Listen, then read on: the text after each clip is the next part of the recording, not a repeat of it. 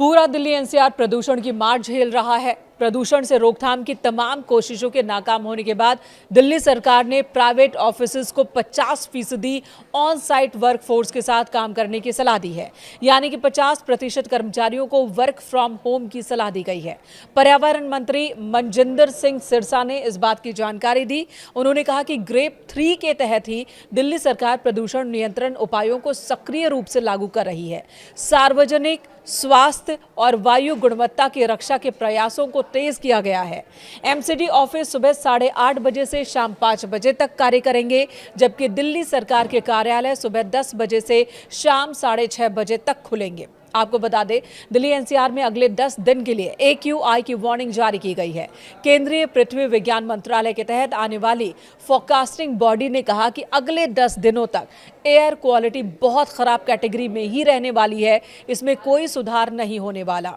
जिसके बाद decision support system यानी कि DSS के मुताबिक दिल्ली के PM 2.5 लेवल में अलग अलग पॉल्यूशन सोर्स की जानकारी मिली है।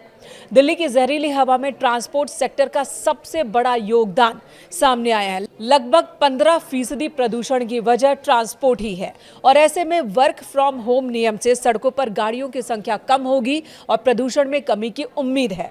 फिलहाल दिल्ली में ग्रेप 3 लागू है। दिल्ली सरकार ने प्रदूषण पर रोक लगाने के लिए 11 नवंबर को लागू किया था ग्रेप 3, लेकिन इससे कोई फायदा नहीं हुआ।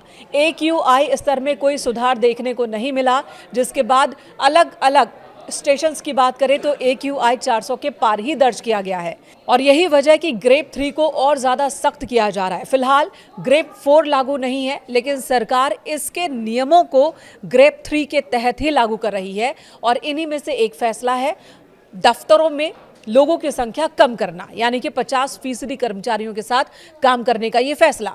CAQM ने अपने लेटेस्ट नोटिस में कहा कि CAQM ने 21 नवंबर 2025 को ग्रेप शेड्यूल को रिवाइज किया है ताकि इसे और सख्त बनाया जा सके। दिल्ली एनसीआर में एयर क्वालिटी को बहुत ज्यादा खराब होने से रोका जा सके।